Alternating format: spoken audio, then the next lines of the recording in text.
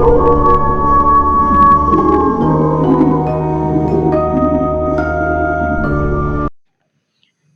And अस्सलाम वालेकुम। Welcome to your favourite show horror check का सिप। मैं हूँ पीक्यू ज़हेब।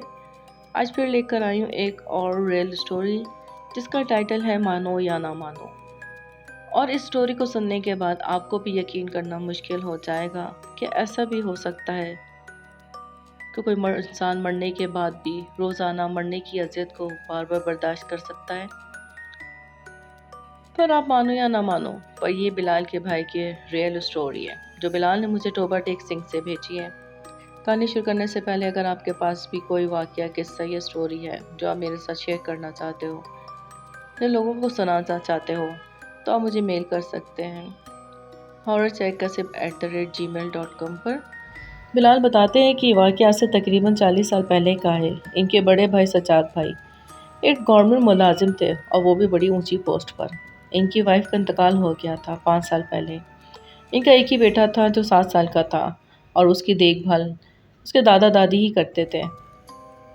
भाई भाभी के इंतकाल के बाद भाई बहुत कम ही गांव आया करते थे और जब भी आते थे ज़्यादा टाइम अपने बेटे के साथ ही गुजारते थे। उस दिन भी तकरीबन 5 महीने के बाद सज्जाद भाई गांव आने वाले थे।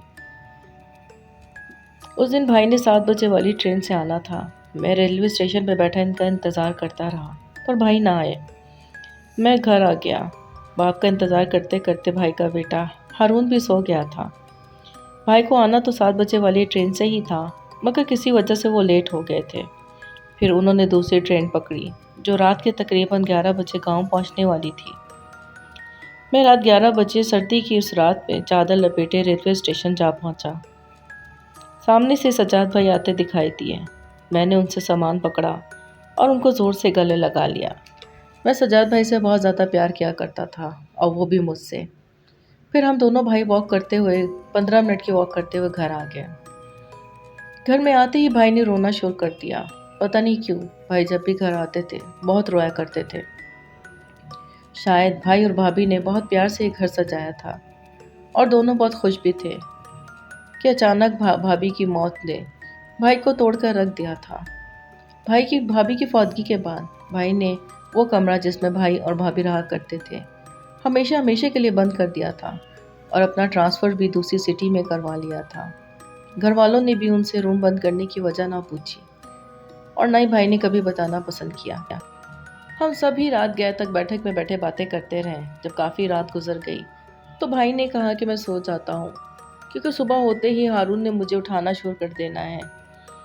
भाई मेरे रूम में जाके सो गए और मैं बैठक में ही सोफे पर।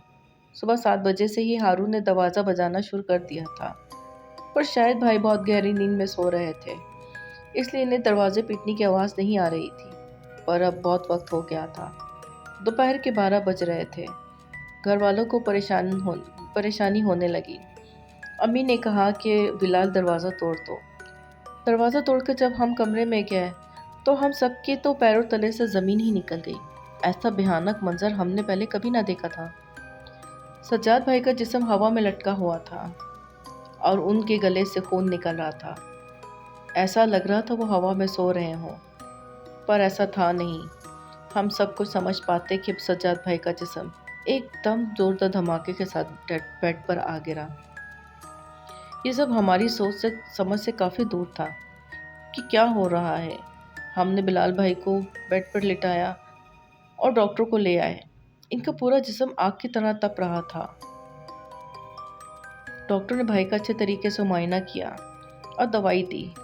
दवाई के इस्तेमाल से शाम होते होते इनका बुखार कम हो गया और वो होश में आ गए। मैं भाई को अपने हाथ से खाना खिला रहा था जब रात के 12 बज रहे थे। मैंने भाई से पूछा कि आपको क्या हुआ था? आप हवा में कैसे लटक रहे थे और आपने अपने ही हाथों से अपना गला क्यों नोचा? सज्जाद भाई ने बताना शुरू किया कि कल रात जब मैं सोने गया तो ऐसा लगा किसी ने मुझे आवाज़ दी हो। मैं रूम से बाहर आया पर कोई ना था। मैं फिर लेटा ही था कि खिड़की पर दस्तखत हुई। मैंने इग्नोर किया। जब मुसलसल होती रही मुझे बहुत गुस्सा आया और मैंने खिड़की खोल दी क्योंकि मैं उस इंसान को सबक सिखाना चाहता था जो इतनी रात को मेरे साथ मजाक कर रहा था। मैंने जैसे खिड़की खोली तो ज़मीन से 6 फीट ऊंची कोई ब्लैक सा साया था جس کے آگے لال رنگ کی بتی جل رہی تھی۔ وہ کچھ بتاتے اس سے پہلے وہ پھر بے ہوش ہو گئے۔ میری بہت کوشش کے بعد بھی جب بھائی کو ہوش نہ آیا تو میں ڈاکٹر کو لے آیا۔ ڈاکٹر نے بتایا کہ بھائی کا انتقال ہو گیا ہے، وہ بھی ہارٹ اٹیک کی وجہ سے۔ اچانک ہوئی بھائی کی موت کا راز آج تک راز ہی بنا ہوا ہے، اور ان سب اچانک ہونے والے واقعات کے بعد ہم سب گھر والے بھی سکتے کے عالم میں تھے کہ یہ سب کیا ہو رہا ہے، کچھ سمجھ میں نہیں آ رہا تھا۔ ہم نے بھائی کو کمرے میں رکھا اور صبح کا ویٹ کرنے لگے، کیونکہ اتنی رات گئے کسی کو بتانا اور کفن دفن کا انتظام کرنا مشکل تھا۔ رات کے تقریباً 2 بجے میں اکیلا بیٹھک میں بیٹھا رو رہا تھا۔ ہر طرف عجیب سا سناٹا تھا اور میرا سر پھٹ رہا تھا۔ بہت بار سونے کی کوشش کی، پھر بھی نیند تھی کہ آ ہی نہ رہی تھی۔ اچانک مجھے بھی کھڑکی پہ ایک دستخط سنائی دی۔ پہلے تو مجھے اپنا وہم لگا، پر جب وہ آواز دوبارہ آئی تو میں اٹھ کر کھڑکی کے سامنے آ گیا اور کھڑکی کھولنے کے لیے ہاتھ بڑھائے ہی تھے کہ کسی نے مجھے کندھوں سے پکڑ کے زور سے زمین پہ دھکا دے دیا۔ میں نے مڑ کر دیکھا، پر میرے علاوہ بیٹھک میں کوئی نہ تھا۔ میں بھائی کی ڈیڈ باڈی کے پاس جا کر بیٹھ کر رونے لگا۔ تب مجھے یاد آیا کہ سجاد بھائی بھی کچھ ایسا ہی بتا رہے تھے۔ انہوں نے کھڑکی کھولی پھر، جس کے بعد ان کا انتقال ہو گیا۔ اگر میں نے بھی کھڑکی کھولی ہوتی تو پتہ نہیں میرے ساتھ کیا ہوتا۔ بھائی کی تدفین ہو گئی تھی، ہم سبھی غم زدہ تھے۔ بھائی کے انتقال کو ابھی 24 گھنٹے بھی نہ ہوئے تھے کہ گھر میں عجیب و غریب سے واقعات ہونے لگے، پر ان سب واقعات سے کسی کو کوئی نقصان نہیں ہو رہا تھا۔ پتہ نہیں کیوں مجھے لگ رہا تھا کہ سجاد بھائی کی روح میرے آس پاس ہی ہے۔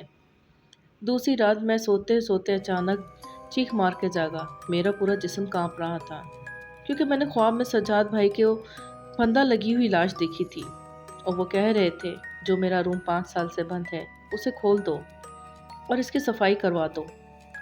صبح اٹھ کے میں نے بھائی کا روم کھولا جو کہ 5 سال سے بند تھا۔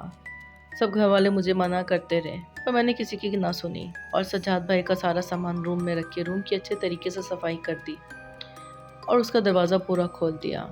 روم کی صفائی کرتے کرتے مجھے ایک نیلی کلر کی ڈائری ملی، وہ لے کے میں اپنے روم میں آ گیا اور میری آنکھ لگ گئی۔ رات کو پھر 2:30-3 بجے کھڑکی پہ دستخط ہوئی۔ میں اٹھا اور دوسرے روم میں جا کے بیٹھ گیا۔ میں نے ڈائری کھولی اور پڑھنا شروع کر دی، اور پڑھتے پڑھتے مجھے دکھ کے ساتھ رونا بھی آ رہا تھا کہ سجاد بھائی ایسا بھی کر سکتے ہیں۔ سجاد بھائی نے دراصل بھابھی کا خود گلا گھونٹ کے مارا تھا۔ کیوں مارا تھا یہ اس ڈائری میں نہیں لکھا تھا۔ میں دوبارہ سے بھائی کے روم میں آیا اور روم کو دیکھنے لگا۔ مجھے بہت دکھ اور رونا آ رہا تھا کہ سجاد بھائی تو میرے آئیڈیل تھے، اور بھابھی اتنی اچھی تھی تو پھر بھائی نے ان کو کیوں مارا۔ یہ بھی راز آج تک راز ہی ہے۔ پر اس کھلے روم کے دروازے سے روزانہ رات کو 2-3 بجے گھٹی گھٹی سی چیخیں سنائی دیتی ہیں، جیسے کوئی کسی کا گلا گھونٹ کے مار رہا ہو۔ اور مجھے اچھے سے یاد ہے کہ وہ چیخیں سجاد بھائی کی ہی تھی۔ پتہ نہیں ان کے ساتھ ایسا کیوں ہو رہا تھا، یا شاید اس لیے ہو رہا تھا کہ انہوں نے بھابھی کے ساتھ ایسا کیا تھا، تو کیا بھابھی کی روح ان سے اس طرح کا بدلہ لے رہی تھی۔ آپ مانو نہ مانو، وہ چیخیں آج بھی اتنے سال گزرنے کے بعد بھی اس روم سے آتی ہیں۔ میں زیادہ ٹائم اس گھر میں نہ رہ سکا، کیونکہ روزانہ کی یہ چیخیں، یہ تکلیفیں میں سن نہیں سکتا تھا، ہماری برداشت سے باہر تھی۔ ہم نے وہ گھر بند کیا اور دوسرے شہر میں آ کے رہنے لگے۔ آپ کو یہ سٹوری کیسی لگی؟ لائک، کمنٹ اور شیئر کر کے مجھے ضرور بتائے گا۔ اگر آپ نے ابھی تک میرا چینل سبسکرائب نہیں کیا ہے تو پلیز سبسکرائب کر دیں۔ اب تک کے لیے اتنا ہی، سنتے رہیں ہارر چیک کا سپ۔